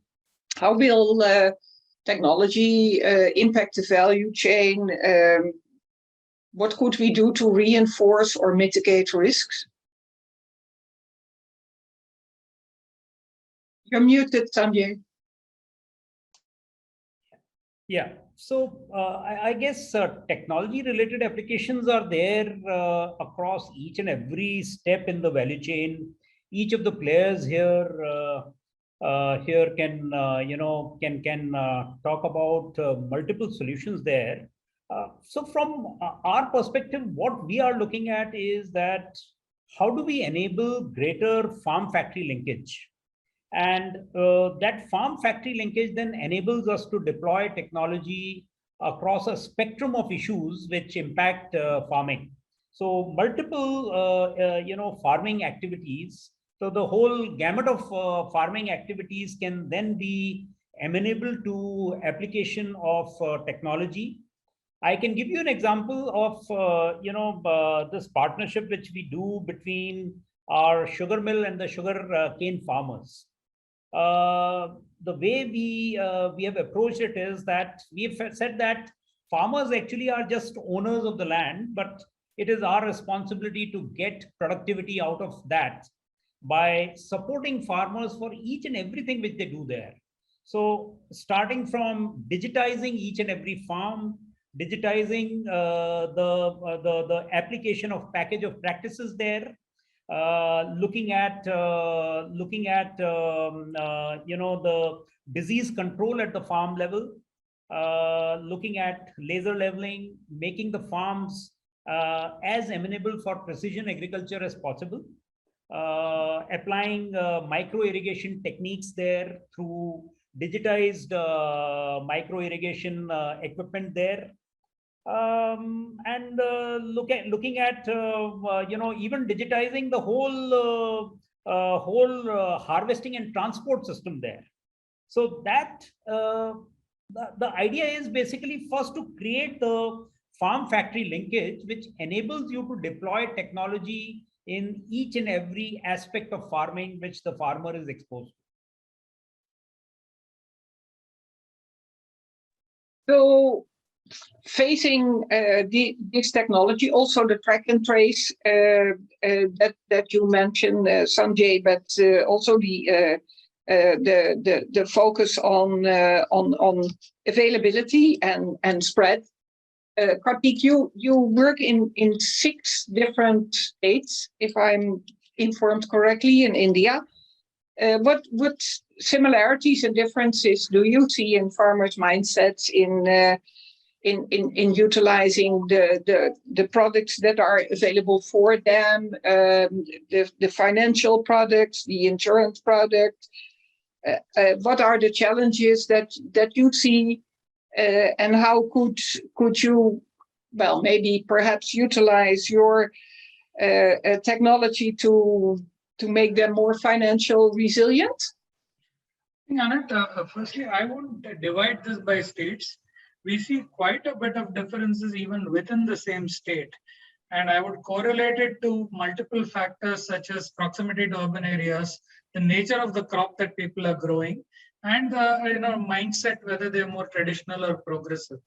For example, if you take the state of Tamil Nadu, the behavior in Hosur is very different from the behavior in Tanjavur and then in the dryland areas of Perambalur and similar belts. One belt is very traditional, the other belt is very progressive. One belt is more focused on rice, the other belt is more focused on horticultural products. So the behaviors are quite different based on these factors as well. We find, for example, that the grape farmers in Nasik are the most progressive when it comes to adopting both technology and financial products. And sometimes they don't even need the financial products, but they're most advanced in adopting many of the technology products. So I think horses for courses, to be honest, we have to start offering what builds traction in the more, because what happens today is the products are not parameterized. The products are very traditionally engineered, and therefore we have to go to the more sophisticated farmers who have more to lose, and therefore who are more keen to adopt this. As the products get parameterized and therefore simpler to understand and simpler to use, we can start rolling these out into the less advanced clusters, if you will. So I would divide the country into agricultural clusters rather than the states, and target, as product improves and as more information comes in, we start going deeper and deeper. Early adopters will be those who are in high value horticultural crops, is our initial sense. Annette, maybe we can get into Q&A now because we have about 15 minutes left. Okay. Okay. Over to you, Hemendra. Okay, no, thanks, Annette, for wonderful moderation and some very, very insightful discussion. I really enjoyed the discussions. So there are many questions which are very specific to insurance, which maybe Maria can take or Arun can also take it. So Maria, there's a question that there's lots of production which can happen because of weather and some other factors also. So it's a weather-based insurance. How do you, what do you do in those kind of situations when the loss has happened because of some non-weather issues? Is there a way to figure that out? So I think that here is the fact of making our products simple and explaining really so that the farmer or the policyholder understands the product, because this is a lot based on expectations. if a farmer buys a crop insurance, they might think everything is covered. And in the case of weather index parametric, this is not the case. So when communicating what we are providing, we avoid saying crop insurance. We say it's a weather risk insurance to make clear for the farmers that what is covered and what is not covered. I think we take this path also because parametric insurance is at the end if we normalize at the world scale and everything, climate events are still the biggest and greatest risk to agriculture.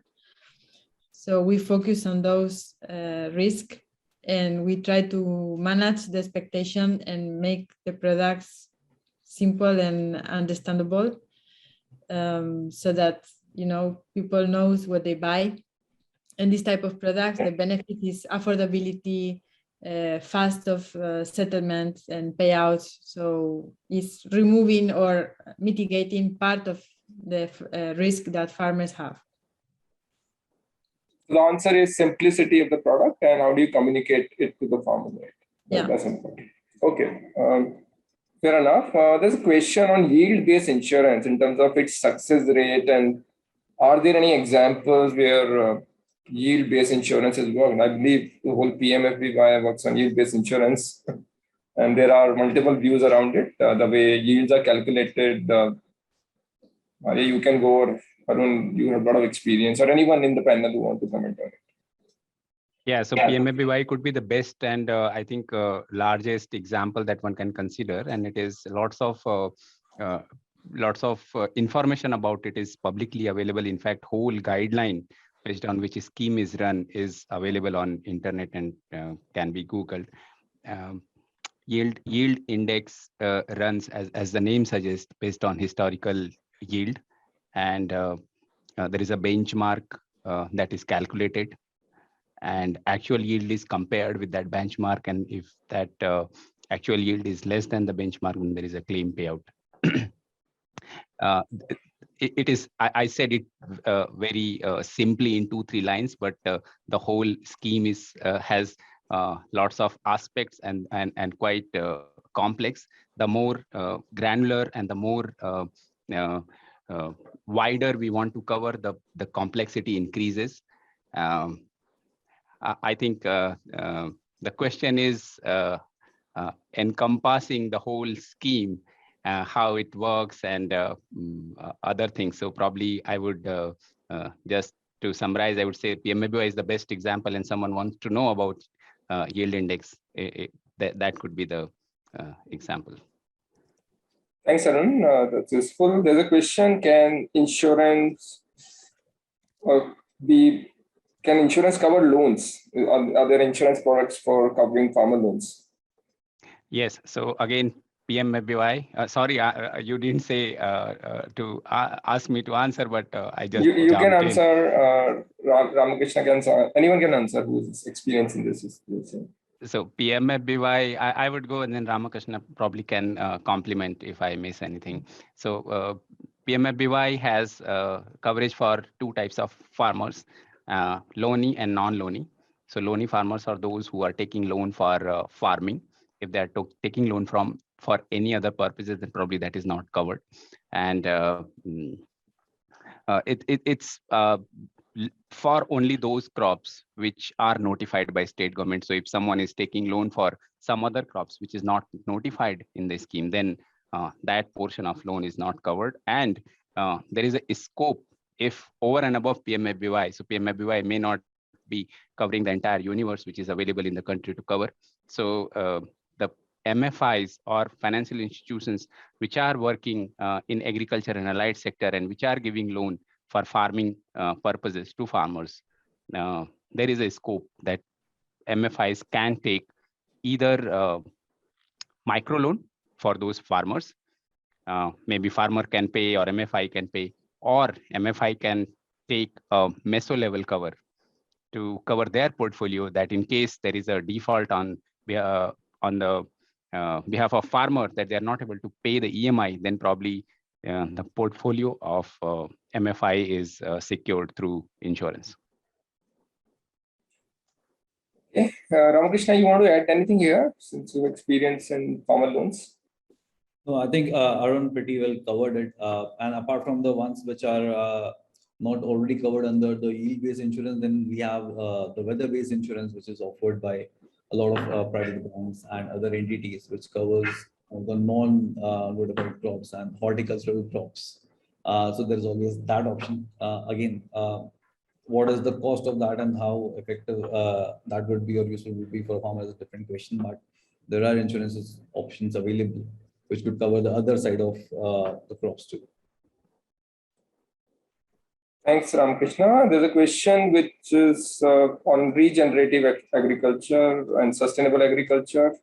The question is, once the farmer shifts to sustainable agriculture or conservation agriculture, as it is put in, there's a likelihood of loss of productivity, loss of yield. Are there any products which can cover farmer for the loss of income in that period? Is there any startup or anyone who's worked on it? Prashant or Amit, if you want to take it, I think it's a very interesting question. Yeah, so thanks. I probably, on the input side, I probably will try and see. So look, yes, whenever we make a transition, there is always a loss of productivity. So the great example is Sri Lanka is in front of us. So that is why we need to be careful. So how do we transition? And any sudden transition is not advisable at all. So that is why we had to look at in terms of various integrated approach in terms of shifting. That is why we also say it's not that we had to go completely chemical free. So that's why how do we make sure that the food is safe? That is what we need to focus on rather than going into a completely organic, because sometimes organic also is a myth, what we have seen. How do you make sure it's residue free? How do you make sure the food which we eat is completely traceable? So these are the directions as a country which 1.3, 1.4 billion kind of population. We can't afford to go in the direction of Sri Lanka for sure. So that is why the integrated approach is the way for us. And obviously government is putting a lot of effort, especially putting a robust system in approving all the new chemicals in the crop protection side, as well as even on the seed side as well. There are a lot of scrutiny which is happening to make sure that the food we eat or the food which is on our plate is completely safe. Yes, still some more work to be done. So there are some residues, especially when we try and export that is being traced. And but I can say the effort from the government is step in the right direction. So one is we have to look at food security, and at the same time, we also need to look at in terms of safety. So how do we balance it? These two is going to be extremely critical for a country like India. Sorry, so if anybody wants to add, say anything. Amit, you want to say something here since you work with FPOs and... Yeah, actually what Prashant has said is very right. That it is advisable at all. First, the farmer should understand what is the sustainable agriculture and how they can avoid the practices like what they are following without any proper advice. So with proper advice and adoption of technology, now there are many mobile apps which can provide them proper advice. There are Krishi Vigyan Kendra and there are Department of Agriculture working for it. So with proper advice, they can adopt a sustainable agriculture and they can minimize the residues. Then there are government schemes like Paramparagat Krishi Vikas Yojana and state-run scheme in many part of India, which certainly help the farmers, to prepare some inputs on their farm so that they will be able to manage the production losses in first 2-3 years. So that some part of subsidies they will get from the government and they will be able to manage that losses whatever they are facing. And if anyone is interested to go for the organic farming, then they certainly should go for the certification program where they will be able to get some premium for their produce at least at the end of second year or from third year onwards. So if there is a production loss, then this premium cost can help them to manage that premium loss. Yeah. I can chip in, Hemendra, on this. I think we've done some experiments in regenerative agriculture. We run our own farm just to test these out. I think firstly, I think English is a very limiting language to describe all these words such as sustainable, regenerative, natural farming, organic are quite limiting. I think there are a set of practices that basically make sure that your soil gets rejuvenated and your water gets rejuvenated as you grow, rather than depleted. I think those practices need not be introduced as a package. We have learned that one, there are certain crops where yield is not affected and our cost is reduced. In fact, we're publishing a paper on it shortly.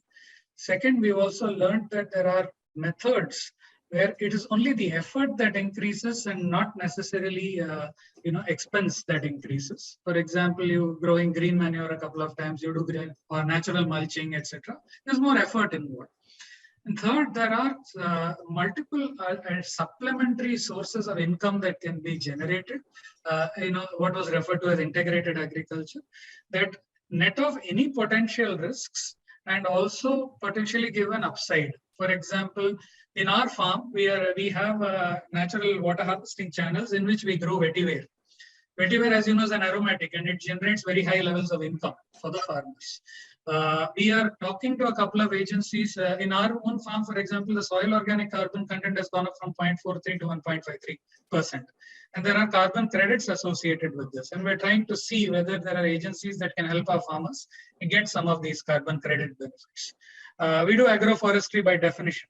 And therefore, there are carbon credits associated with it. So I think all these levers need to be pulled to net off any yield risks. And we shouldn't rely only upon insurance-based products to net these off. So just sharing our limited experience.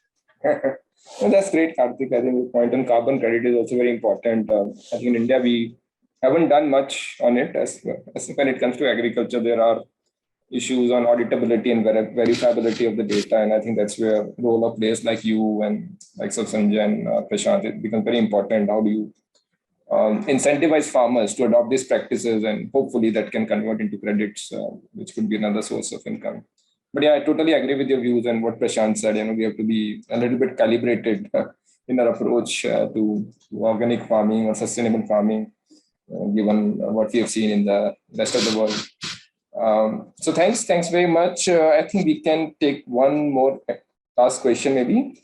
There's a question that there are now seasonal weather forecasts available. So does any one of you make use of those weather forecasts for agricultural trade, agriculture insurance? How do you consume weather data? I think that's probably the question. Do you change your strategy? Do you change your plans depending on weather forecast? Is that happening? I can make a remark with respect to agri insurance, and then probably on commodity, someone else can take it.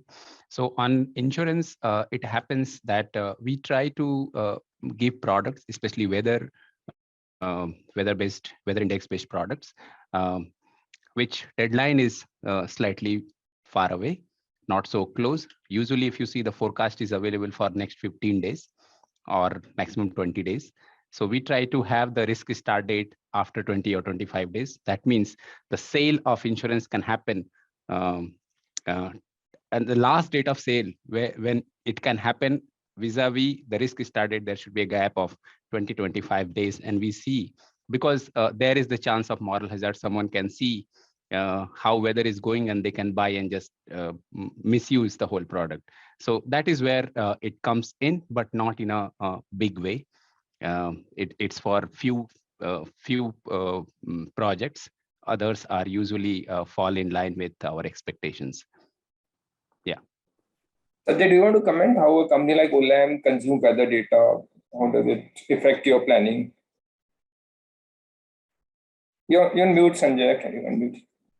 Well, we use it at a very macro level. We do use some weather forecasting data, but unfortunately, I think we don't have absolute confidence in the quality of that data. And our planning horizon is normally across the crop cycle.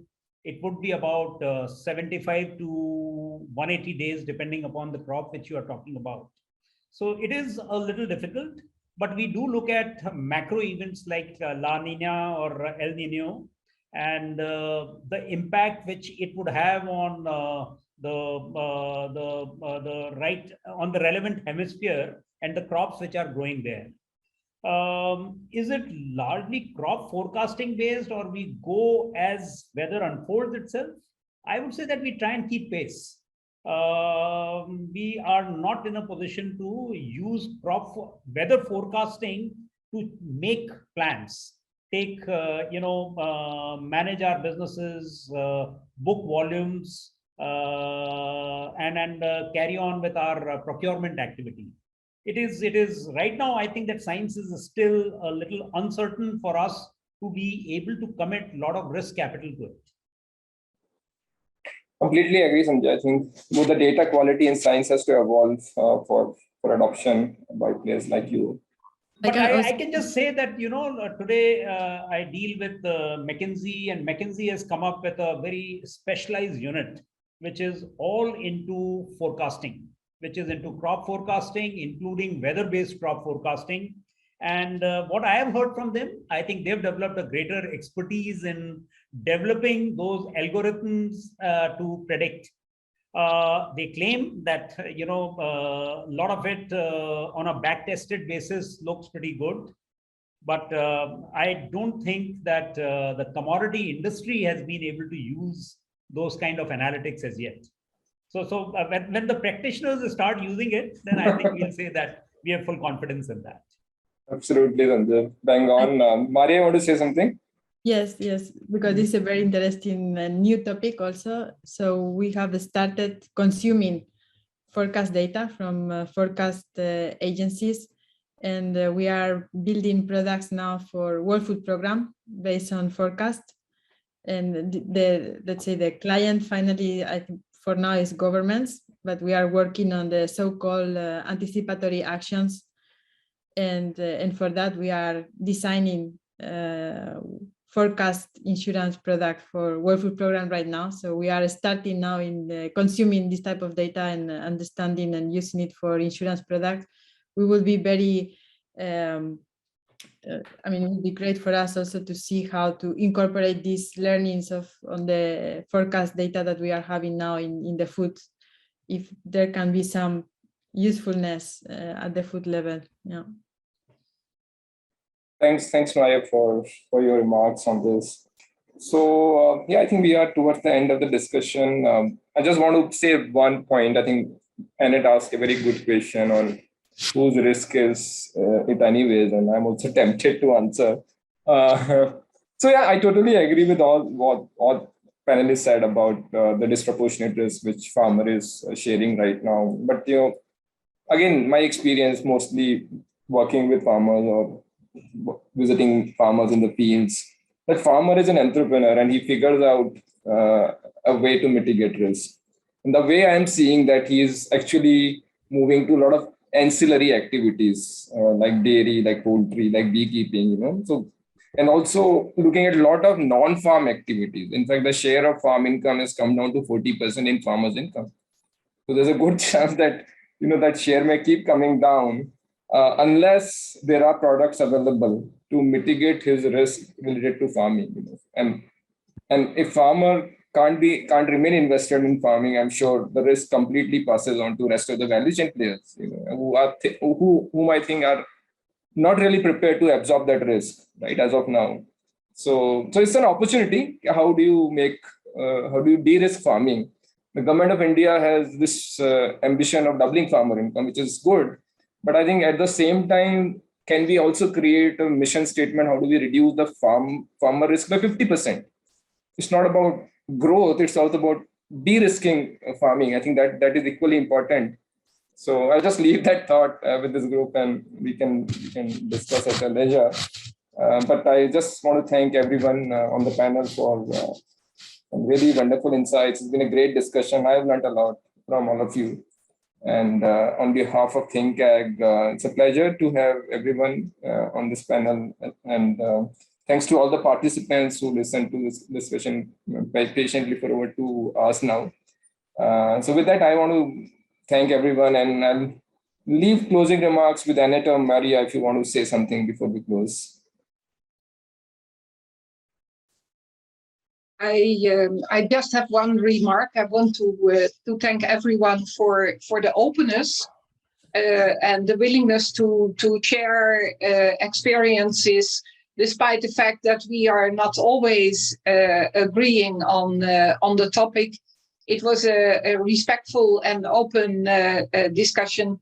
And I think both the attendees as well as we ourselves within Ibiza learned a lot. And thanks so much for your time and availability and sharing of knowledge. And maybe on my side, I'm an action person. So I think my last word is a call for action. So let's do something together. We are looking forward to learning more and partnering with some of you to tackle a bit of this big issue and big challenge that we all have ahead of us. Thanks, Maria. Thanks, Janet. So with that, thank you, everyone. Have a nice evening. And I think we should stay in touch and keep the discussion alive. Thank you very much. Thank you. Thank you. Thank you. Thank you. Thank you. Bye all.